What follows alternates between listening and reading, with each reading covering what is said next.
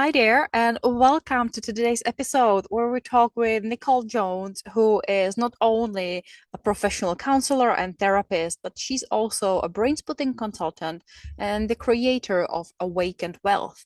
So, what we talk about here today is money mindset, but not necessarily in the traditional perspective of let's look at manifesting and let's look at your money trauma and let's look at the ways that you might be holding back yourself from making more money. We are bringing in neuroscience and spirituality and somatic work.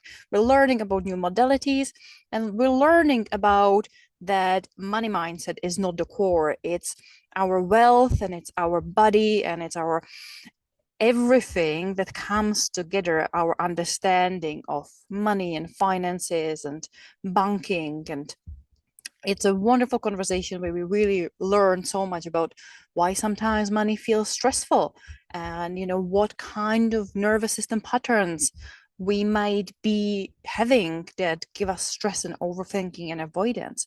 So if the topic of be it money, wealth, but just overall ease around these topics, if you want to work on it, if you want to learn more, then I highly recommend to grab a cuppa and join us for this really interesting and empowering conversation with Nichole.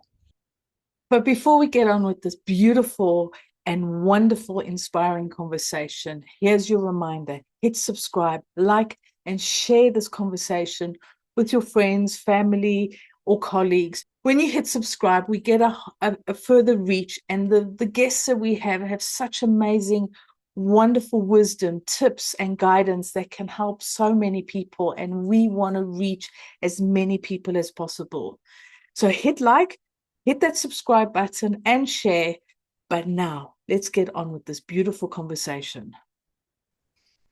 Hi, Nichole. How are you today? Welcome to the show. Hi, Lenka. I'm so happy to be here. Thank you for having me, Lenka and Natalie. Thank you. So happy to finally have an opportunity to have this conversation with you. So, to get us started, to let us and our listeners know, tell us a little bit about who you are, what you do. But I always add a little caveat to this kind of introduction question to I'm always curious what got you on the path that you're at. Why are you doing what you're doing? What is it that gives you the fire, that gives you the inspiration, that really gives you the motivation to be on this specific path? Because there's so many options of things in life and careers and areas that we could be doing. But why is it that have you chosen, or the world, universe has nudged you in the direction of being on this path and doing what you're currently doing? Yeah, so I have been a therapist in private practice since 2013. And along that journey, I decided to shift into coaching for a number of reasons. Um, and while I was on that journey, this idea of money mindset was introduced to me. And as a therapist, we're not really trained in business. We don't talk about our money mindset. We're kind of expected to just not make much money. Like there's this whole thing of noble poverty that we're all kind of stuck in. So I had never thought about what I thought about money or how I knew I wanted to make it. Like I just want to make a lot of money like that. That's it. And I just kind of assumed that that desire would bring me the money.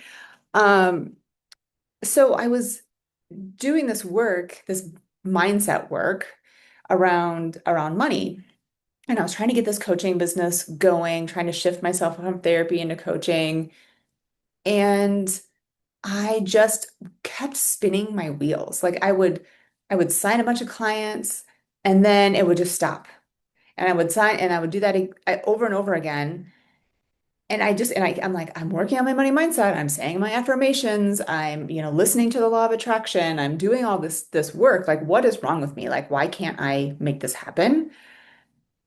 And one one day I got to this place where I was like, I had like four clients scheduled that week. And like that was starting to be the norm. I'm like, this is not, I cannot sustain, I can't do this. Like yeah, at the time I had two younger children and just like this was not working. So I literally sat down and I was just like, okay, God, if this is the way my money life is supposed to be for the rest of my life, like let me just be okay with that.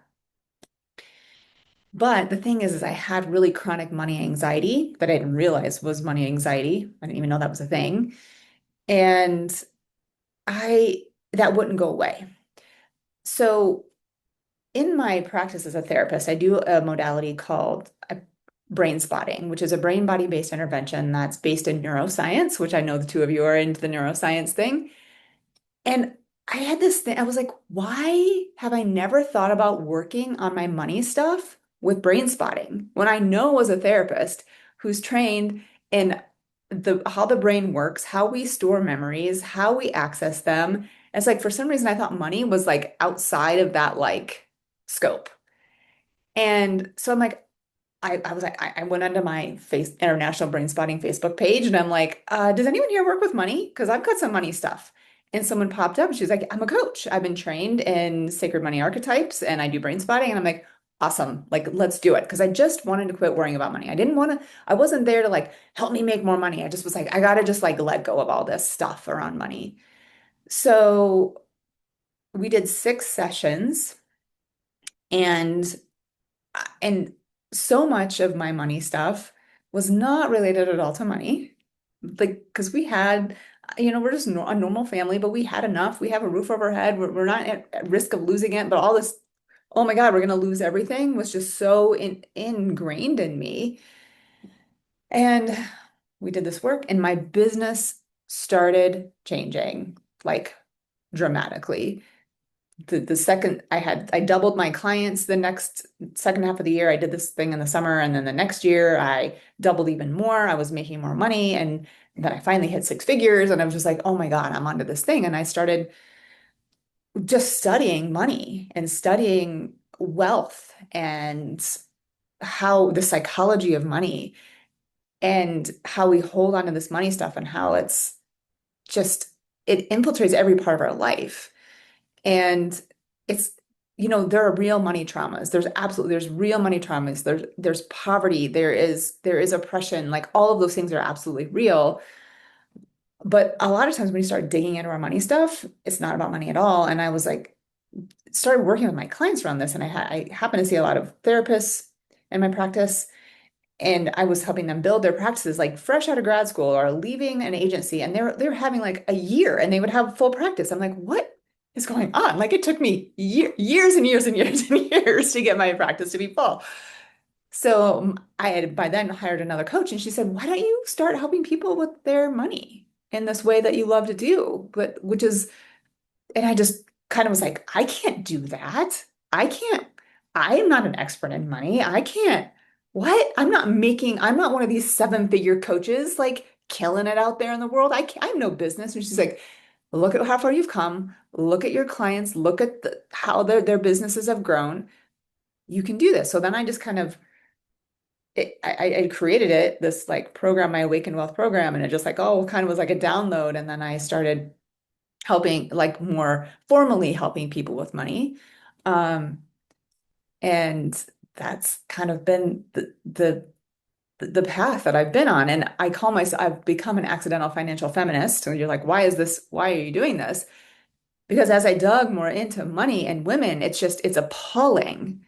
It's appalling the messages that we get, the way we've been programmed, how we're just take scraps, how we're afraid to ask for raises, how we're afraid to charge, how we're afraid, like, it's just like, oh my God. So I I really want to help women create wealth in the way that feels good to them. And wealth may not be 6 or 7 or even 6 figures. Like I just might be like, I can pay my bills, I'm relaxed, I have the kind of business I want, or I'm in my place of work and I'm feeling like I'm being paid appropriately, like just whatever it feels like to them. So I weave in like spirituality and Ayurveda and yoga and neuroscience and, all my years as a therapist into this like package to help people awaken their wealth. But it's about so much more than that. Like it's so much more. So yeah, that's my brief but long explanation of why I do what I do. It's awesome. There's so much to unpack in what you just said. So many questions, so many modalities. And one of the modalities you mentioned, I would love to dig a little deeper and get ourselves and our listeners a bit more understanding is the brain spotting. And Mhm. also, you mentioned that when you started working with your first coach, she was brain spotting and she had archetypes in there. So, could you tell us a little bit more about what are these modalities? How do they work? What are the principles they're based on? You mentioned neuroscience, a little bit of the basis so we all understand what we're now using and building on going forward in this conversation. Absolutely. Yeah. Brain spotting is often the question that I get asked because it's got an interesting name and not a lot of people in the world have heard about it quite yet. More people have heard of EMDR, eye movement desensitization reprogramming, and it actually was born while David Grand was doing EMDR with one of his clients. So the easiest way to explain brain spotting is kind of to tell you that story of how it started. So brain spotting is it is a brain body based intervention that helps to access the deeper parts of your brain, your subcortical brain, where everything is stored. It's like where your amygdala is, the emotional part is like, okay, all day these parts of your brain are like, am I safe? And basing the answers to that on like your past history just as much as the environment. Because you can be sitting in an environment and feel totally safe, but your brain's like, I've been here before. And no, no, no, I'm not safe. Or I'm with this person, this kind of person. No, no, no, I'm not safe. So he was doing back to the story. David Grand was doing EMDR with this ice skater. He was helping her with performance enhancement. And he was taking his pen across her line of vision. And he noticed that whenever he would cross this specific part, her eye would kind of wobble. So he said, let's just stay here and see what happens as you just look here at the end of my pen. And so she started doing that. And as she was looking at the end of his pen, he she started processing through all this stuff around her parents' divorce. Things that she knew happened as an adult, she knew they happened, she knew they were hard, but she didn't realize that she was still holding on to the emotions and the experience. The next day, she went out and did the maneuver that she had not yet been able to do. And David was like, "Oh, I think I'm onto something." So in brain spotting, the theory is that where you look affects how you feel. So we have all these thoughts, all these spots in our visual field. And just notice when you're talking to people, you'll notice their eyes goes to specific places. And there's modalities like neuro-linguistic programming or NLP that say, oh, that means this or that means that. And we don't assign a meaning to the brain spot. We just go with what happens. So where you look up affects how you feel. So as I'm talking to a client, and they're saying, I was really anxious about, oh my God, I'm gonna like, we'll just use money as an example. We're gonna become homeless. I'm gonna lose all my money. And I'll say, what does that feel like in your body as you're telling me about this? Oh my gosh, my heart is racing, or, my chest is tight, or my shoulders are tight. And actually, I'll grab my pointer and I'll have them find a spot. And I'll be like, what happens here? Oh my gosh, it's really tight there. What happens over here? Oh, I feel a little more relaxed. Okay, we're gonna go back over here. And they're like, oh yeah, right there, right there. It's really strong right there. And depending on the client, sometimes we don't want to be where it's really strong. And then they look at the spot and then things start to happen. And I keep guiding them back into their body. The felt sense helps us stay connected. It helps us be engaged with wherever the stuff is stored in the body. So how I like to imagine it is the client is looking at this spot over here. It's like there's a little laser that's going into a file like deep in their brain, and it's taking the file out and it's shredding. It's shredding the contents. I mean, it's always going to happen. It's always been there, right? But we can remove the emotional reactivity so the client has some distance from it, and it stops being the lens through which they live their life. So that's a little bit about brain spotting. And there's a lot of science around it. I mean, the eyes are just these amazing things that where our brain uses so much of its power just on the eyes. Um, did I answer your questions about brain spotting? Do you have any questions about that? Yeah, good. Okay. And then I worked with my coach. She did she was trained by Kendall Summerhawk Jackson in Sacred Money Archetypes.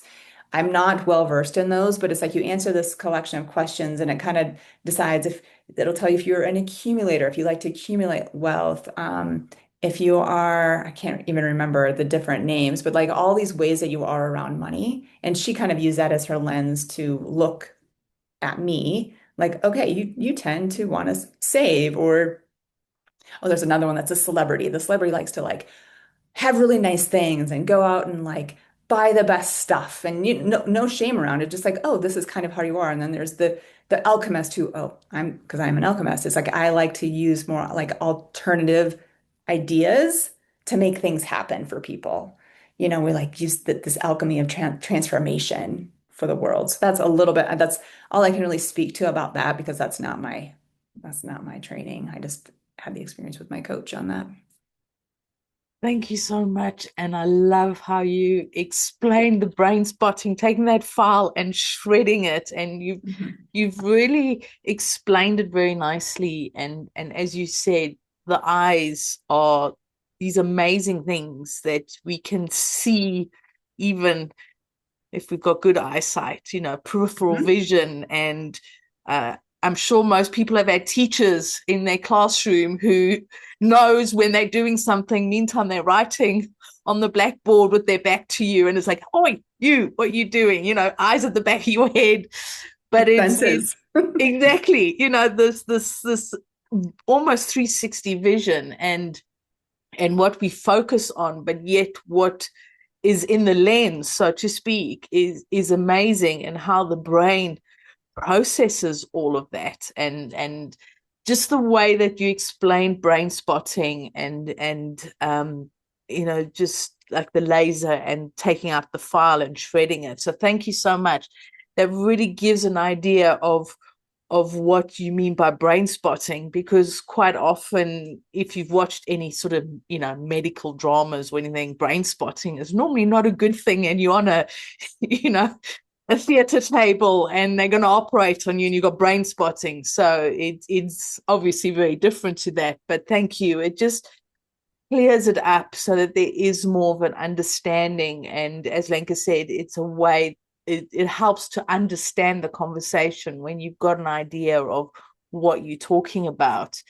We have had a guest talking about the archetypes, the money archetypes, and that was really interesting. And I will be putting the link for that episode if anybody wants to learn more about it. But you've did the archetypes, you've done the brains spotting, and with your therapy and everything. But you now say that you've taken all that you've learned, all the modalities that you do, you've sort of put them into one package or into a bucket and created something.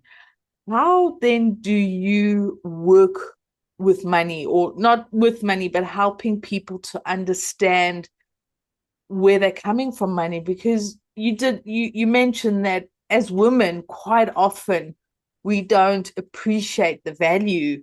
If you're a housewife and a mother, you don't appreciate the value that you're giving, because the world or society doesn't see that as a value. And in the workplace, how many corporates actually pay women less than they pay men, even though they're not supposed to, they still do.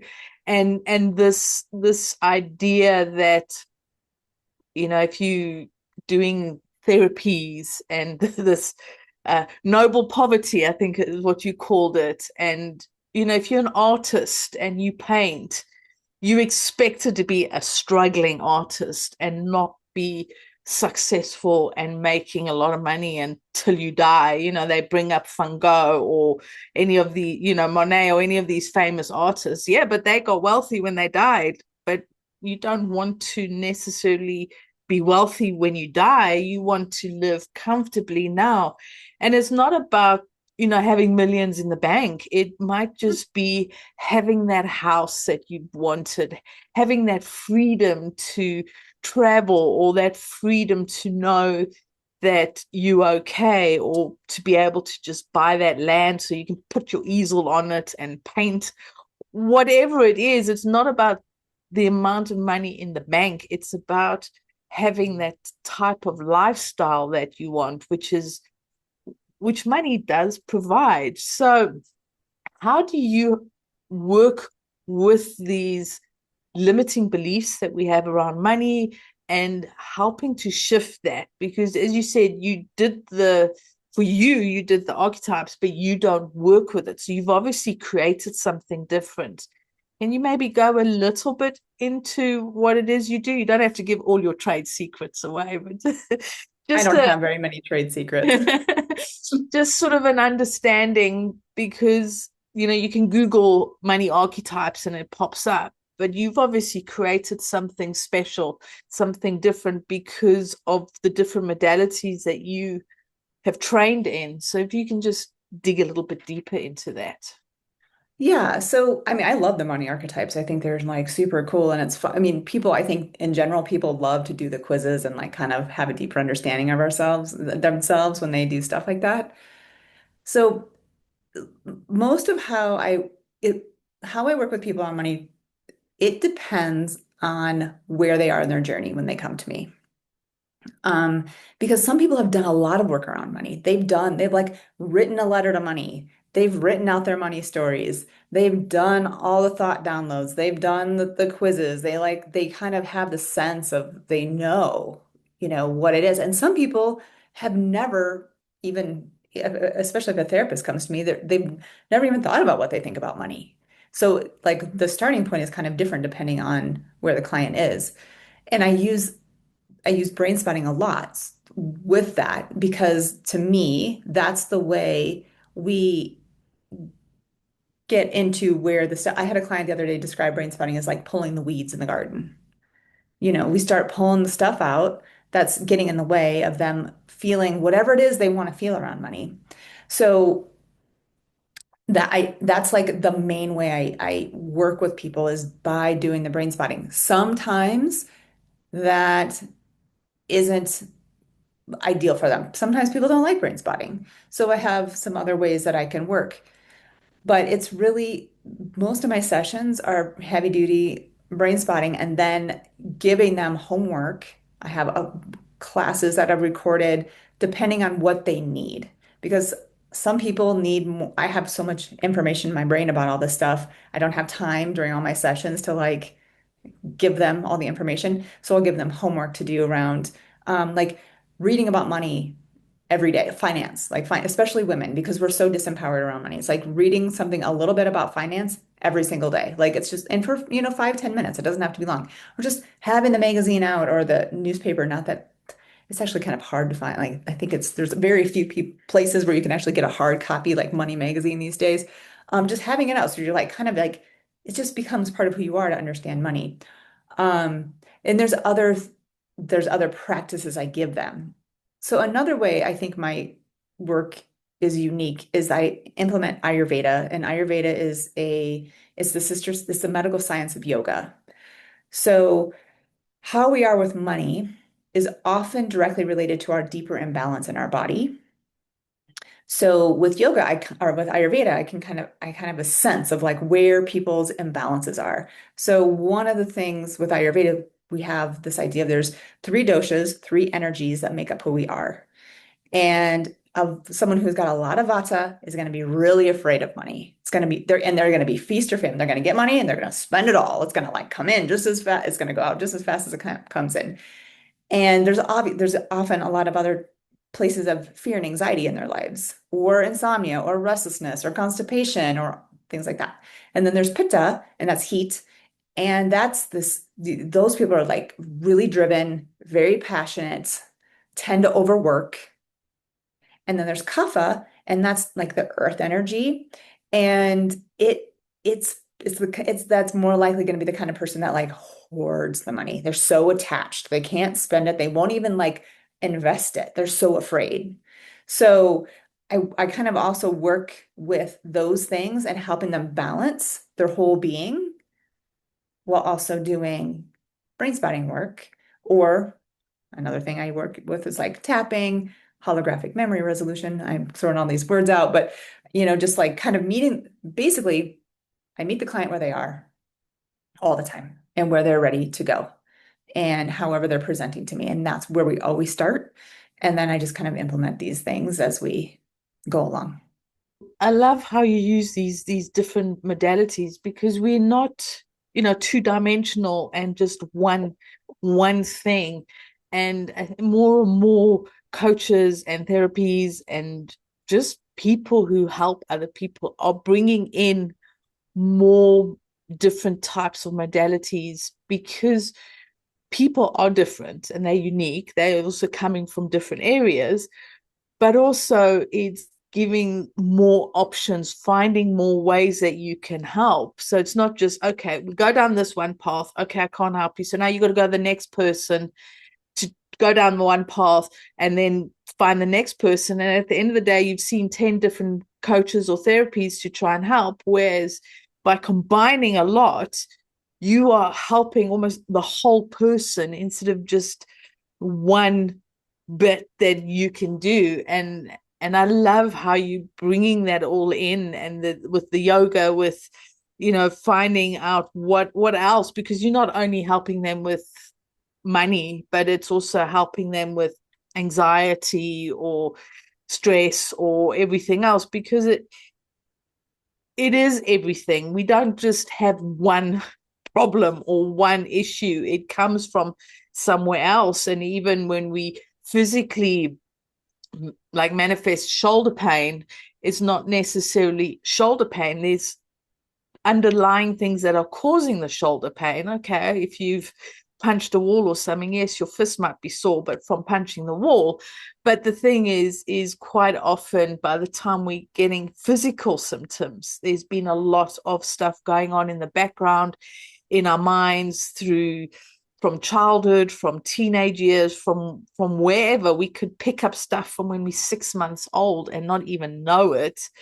And now we're carrying it. And at 45 thinking, what's wrong with me? I've read everything, I've done it, I know here, but my body is telling me that I don't know because I'm in crippling pain or whatever, not realizing that the two are actually connected. So thank you so much for really sharing with us. And those tips sound really good idea, because like you said, unless you're a financial advisor or work in a bank or an accountant or something, you don't really learn about finances or learn about money or different ways that you can spend your money, invest your money, just what can you do. It's and that tip is really a valuable tip, because it gives you a clearer understanding of money and finances, which is really important.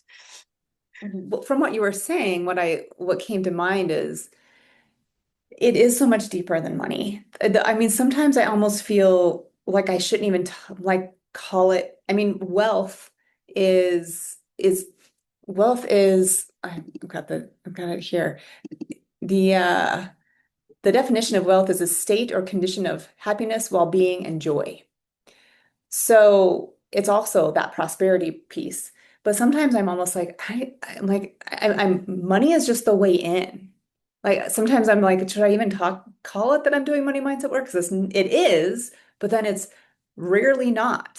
Like we are talking about, my clients will talk about, their parents not, seeing them. Their parents always wanting them to be different, like not accepting them for who they are. So much of it is this deeper attachment work and deeper healing. So, I'm like, so I'm like, but I'm like, okay, I love the definition of wealth, because I think that encompasses what I do, because it's just never really just totally about the money. And I think, as you were saying, with like the different modalities, meeting people exactly where they are is so important. And some people aren't going to love brain spotting, but they're going to love doing something else. Or, they might love tapping, or they might love the holographic memory resolution, when I can explain that if you want me to. But it's, they just, most of my people though, they're like all on board for brain spotting, and they've done it before, or some sort of somatic something. But it's just, we are not, like you said, we're not these we are very unique beings. And meeting people in that space is so, so important. And it's one of the main premises of Brainspotting is always follow the client. And I think that's one reason I love it is because I don't love putting people in boxes. I don't like diagnosis, which is I think one reason why I've like moved more out of the therapy world and moving into coaching because I don't want to do that to people. So yeah, I think having tools and other modalities is very, very helpful and always listening. And there's so many ways I can be very flexible with brain spotting. Like people don't even always know they're doing it. Like it's, we're listening to the bilateral sounds and I'm like, oh, I'm noticing your eyes just keep going over there. Tell me what you're noticing or what's happening in your body right now. Just like over and over and over, bringing them into the present moment, which is where all the healing is. And when you're in that present moment with someone, and even if we're doing inner child work, like that's the inner child showing up right there in the present moment. So yeah, meeting people where they are, lots of different modalities, honoring the person just as they are. It's very powerful. Yes, it is. And what I'm picking up on a lot also is the nervous system regulation. It's the embodiment. It's with all of these things, I think when you touched on it earlier, where when people think of money mindset, they often think, oh, the affirmations, all the thinking of money, all the, things of rationalizing the fears and not realizing how much of it is actually stored in the body. It's locked in the body. It's the stress and overwhelm and overthinking that over the years we have just accepted that is in the body. And I love how maybe the brain spotting can help with the eye to unlock it. But I'm curious to learn a little bit more about, what other symptoms can we notice that maybe we have something dysregulated nervous system when we're working on money. What are the things where it can pop up in our body and how can we work in, I think right now it's a very popular term to look at nervous system regulation, Yeah. but yet it is not fully understood by people to see how we can actually do it. It sounds like such a cool term, but how do we actually do it then? Yeah. So I think some of the symptoms around, I'm going to start with one of the most interesting symptoms that people don't think of often as a symptom. It's hoarding money. This idea of like, oh, I'm a saver. I save, save, save, save, and never, never spend. Like that is I mean, I love spending. I think it's awesome, right? Or saving. I think I love spending too. Not a Freudian slip, but I love spending. I love saving. But saving, well, people are often celebrated for being so frugal. And that's great if it's not coming from fear.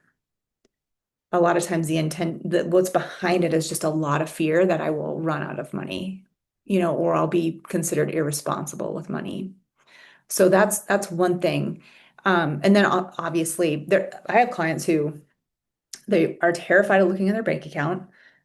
Like that's a big one. Like opening their bank app it literally like puts cortisol in there. They're like shaking, sick to their stomachs. So that's what we brain spot. It's like, okay, notice that shaking. Notice yourself feeling sick to your stomach. Let's stay with that. Let's see what comes up. So then there's also this thing called financial fawning. It's fascinating. And I recently wrote a blog post about it. It's like, oh my God, I'm such a fawner. As I was reading about financial fawning, when I first read about it, financial fawning is when you are afraid to make other people uncomfortable. Fawning is another nervous system. There's fight, flight, freeze, and then there's fawning. It's like, I'm gonna do everything to smooth everything out. I don't want anyone to be uncomfortable. Well, we do the same thing with money. So then people are like, I'm gonna just pick up the bill all the time because I don't want to ask other people to pay their way. I'm going to undercharge. Happens all the time. I feel bad charging this much money, especially in the therapy world. Coaching world, not as much so, but in the therapy world, it's like, oh God, I feel so bad. Like this is the noble poverty. Like I should be doing good work and not making much money for it. Or, if you have a late fee or not a late fee, like a late cancel fee and like, oh, I just don't want to charge them for that. That feels really, really, it just doesn't feel good to me. So anytime you're doing these things, or you won't raise your rates, you you definitely don't charge.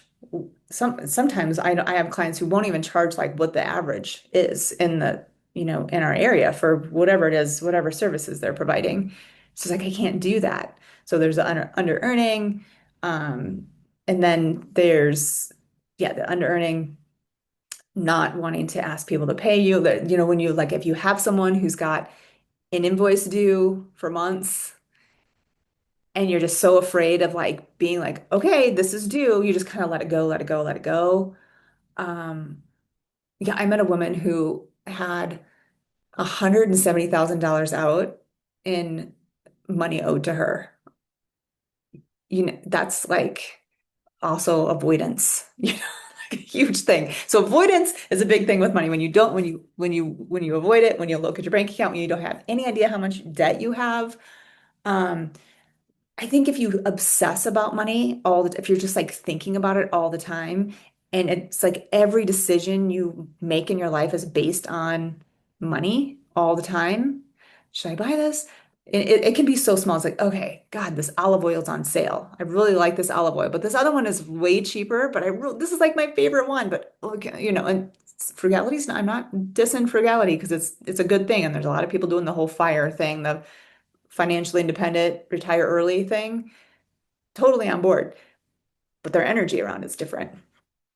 Um, so yeah, those are a few symptoms. I mean, it shows up a lot with women in business, not asking for a raise, overworking, failure to put up your boundaries. So overworking in your business is like, maybe seeing too many clients a day, working late on your SEO or your website or, whatever it is that you're working on. Not so you're not leaving any time to take care of yourself. So self-care often comes second, last, or never with people who've got a lot of money stuff. Um, or if I've had clients who work in the corporate world and they're working, they get up at 6, their CEO's calling them at 6 a.m. from the treadmill, and then they're working until 10 o'clock at night. Just these things that it's just the failure to have boundaries around your work because you're afraid, what if I get fired, or what if I lose clients, or what if I don't make any money? And even our passion, like I love, love, love what I do, and I can read about it and I can study it, but I have to be very, very, I like, I have to stop. I have to be clear with my boundaries. Like, okay, Nichole, shut the laptop down. You're really loving this thing you're doing, but if you don't, you won't sleep, So just having some boundaries around it and some things in your life that aren't work related.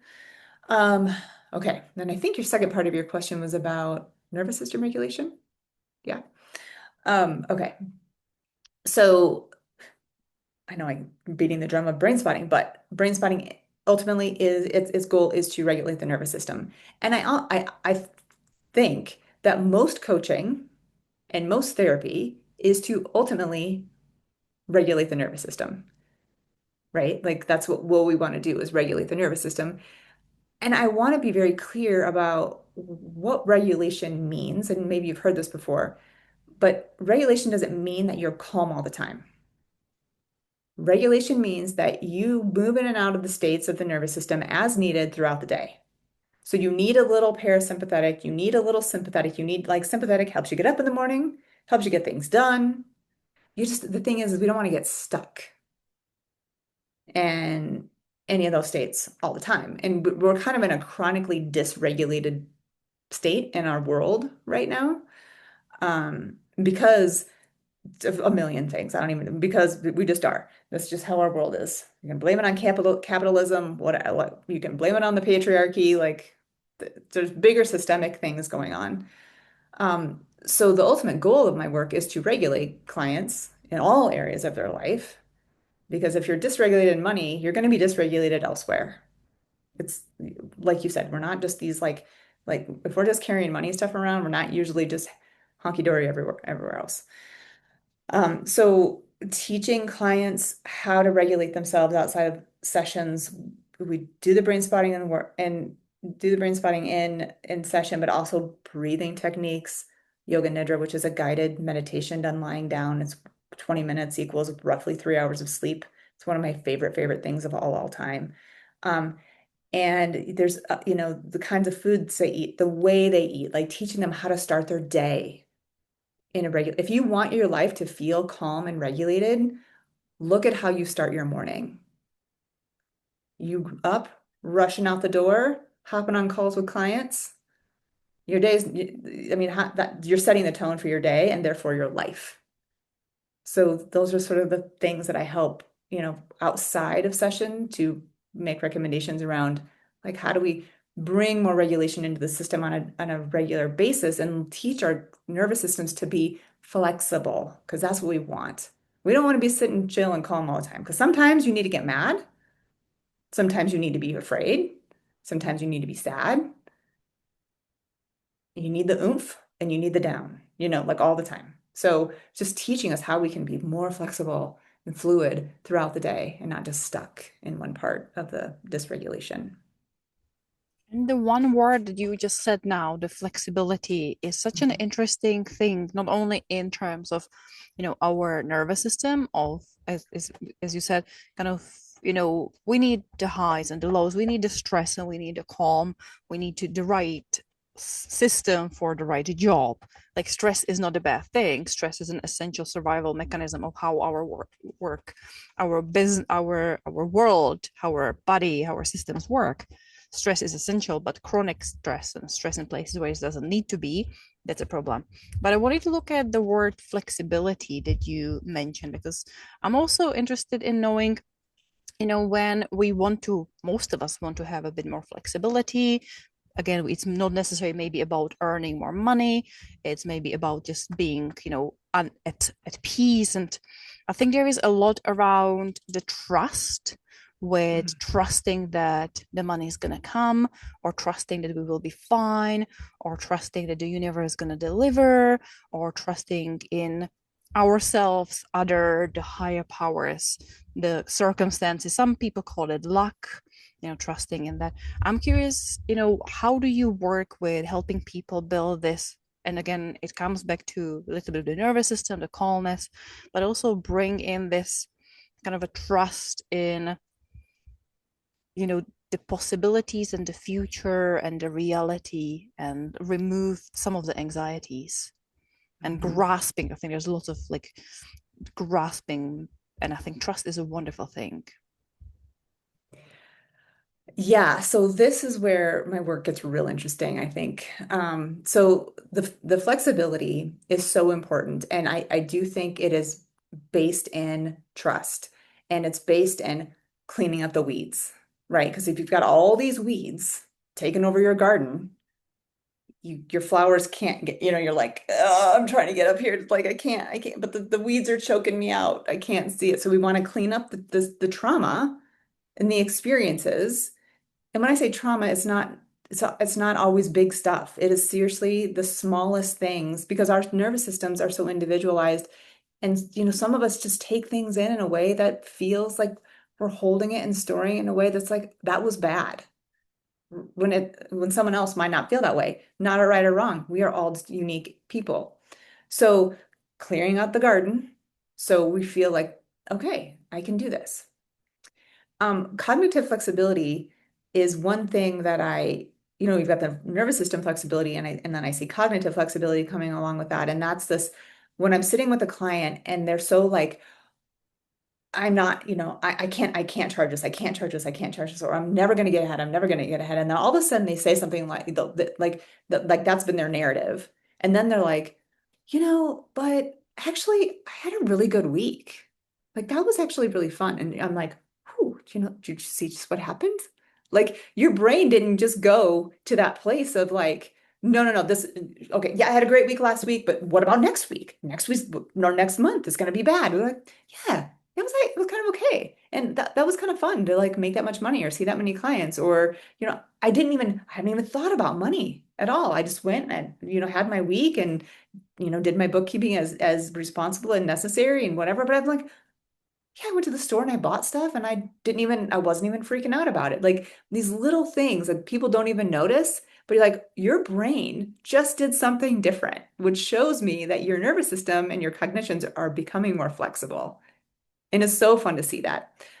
Okay, so then there's the next level, the interesting part. So my work is very spiritual, and I feel like having a spiritual practice is the thing that can also help you deeply root into trust. And I'm not saying religious, but if someone's religious, great, that's fine. If some people believe in the sun or the moon or the trees outside or the ant on the ground, I don't care. A lot of people, I will call it their higher self, their great self, because the people who aren't really into spirituality they can often understand like my higher self, like my part of myself that knows better, knows that I can trust. Um, this can be a sticky thing because then there comes in religious trauma, things like that, like come marching in. That's okay. It's here for us to work with. So, because you're right, like when we don't trust, we grasp, we're attached, and we try to control. So, a lot of my stuff is from my other teacher who I found she wrote this book. It's Not Your Money by Tosha Silver. So good, so good. And it's all about learning how to practice those things in yoga. We call the surrender, the Ishvara Pranadhana, that's letting go. There's the Vairagya, which is non-attachment, and Parigraha, which is non-grasping. So these are like important things for us to learn. So I will often teach my clients these things called change me prayers. Like, okay, make me into one who trusts that all my needs will be met in amazing ways. In saying these little prayers, I'm not for everyone. I'm totally cool with that. That's okay. But like that, so the spirituality piece is a big part of it. But I do think cleaning up the weeds, because if you've never felt like God or the divine or your higher self was on your side, you can't just believe it. You can't surrender. Like I wasn't able to, my clients aren't able to. And this is actually one of the trickier parts of the work, is because people don't trust in something higher than themselves. I mean, we are spiritual beings having a human experience, and I think quite often, quite a lot of people forget that. They think they are human, they're humans having an experience who might be spiritual, but we actually spiritual beings having a human experience, and it's when you start to understand that. And as you say, spirituality is there's such a broad spectrum on it. It's not just one thing, because people find spirituality in so many different ways, and it's that connection. But as you said, ultimately it's that higher self or that source or universe or whatever it is having that connection and realizing, hang on a minute, I'm actually a spiritual being having a human experience. I'm not a human having a spiritual experience. So it's quite a tricky thing. And I know, I mean, I'm also talking from personal experience as well, having learned to switch from human to spiritual experience, and it's been an interesting journey for myself. But Lenka and I, we're noticing more and more through our guests how spirituality is coming into their work, whether it's you doing what you're doing, or helping people in corporate being leaders, or just having a a yoga practice or something. It more and more people are starting to connect with that, and I love how you are bringing it in. And I'd like to think not necessarily tricky, but maybe slightly challenging with you. So thank you so much for sharing that, and for really sharing some tools and some tips, and bringing in your experiences and the stories that you shared, and these different, we've learned new words today, like brain spotting and different meanings. And it's been a really enlightening conversation, because I've learned something, and also seeing or hearing your perspective on the way that you're doing things, and just sharing some of the clients that you've had, their experiences, and bringing that in. So with that, this is the part that we call the gold nugget. Nichole, may we please have your gold nugget? I think when I think of the work that I do with people, one of the things that we don't realize when it comes to money and wealth is it's so rooted in what has happened to you in your life. And I think that's the thing that we like from even me and my like I'm just going to do the coachy way of like the prefrontal cortex mindset work. Like I didn't even realize like money, I thought it was something different, like outside of the scope of what I knew. Um, and it really was rooted in what happened to me. And it wasn't even about money at all.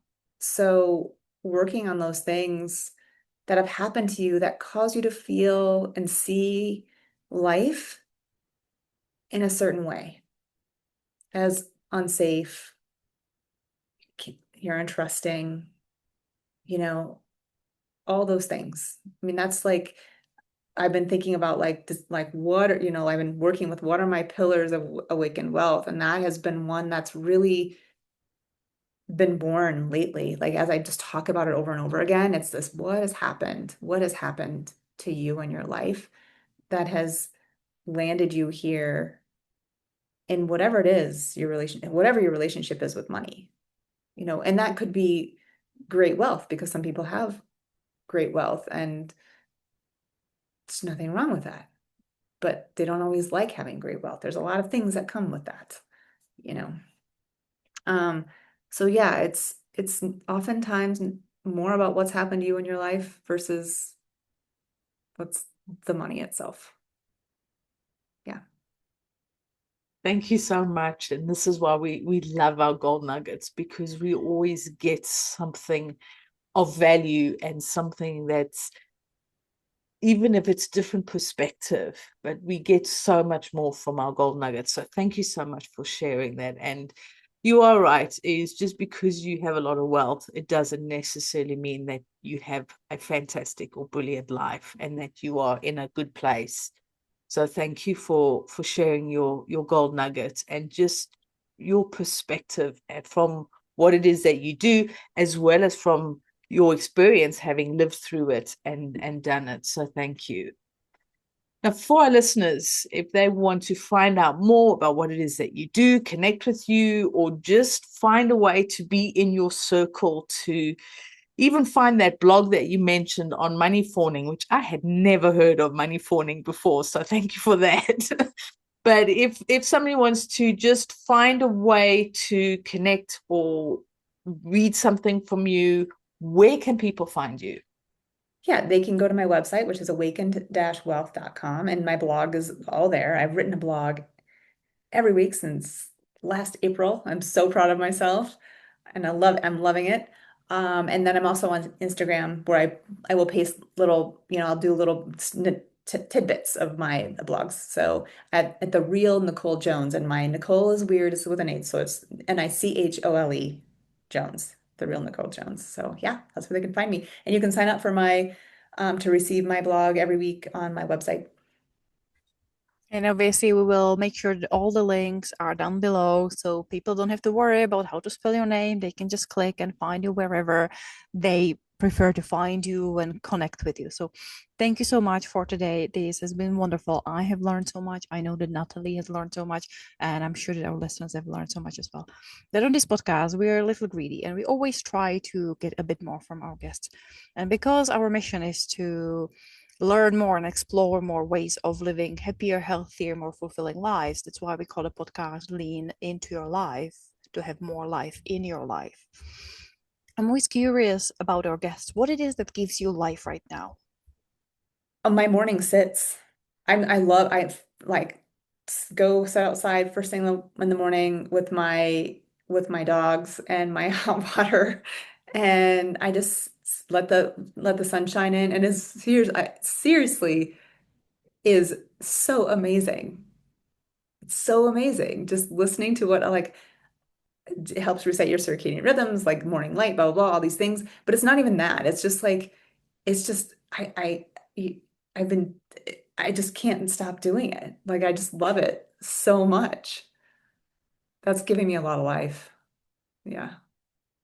Oh, I hear you. There's nothing better than just sitting out first thing in the morning. For me, it's not hot water, it's a cup of coffee, and just slowly sort of waking up and slowly starting to connect with the day so that you can then get on with it. So, but thank you for that. And thank you so much for sharing your time and your energy with us today, for sharing your guidance, your wisdom, and some wonderful tips. So we really appreciate you spending your morning with us. Yes. Thank you so much for having me. It's been a lovely time. I really appreciate it. And for our listeners, what have you got from this conversation today? Have you learned something new, like brain spotting or money fawning, or are these things that you already know about and you go, well, I knew about that already? But we'd love to hear if there's something that you've got from this conversation, aha moments, something that's really triggered you in a good way and thought, oh, I need to find out more about that. Or we would just love to know the money journey you've been on. How is your sort of mindset around money or your ideas around money, and have you worked through it? We would love to hear your thoughts. Just pop a comment down in the comments below. And until next time, we'll talk to you soon. Bye.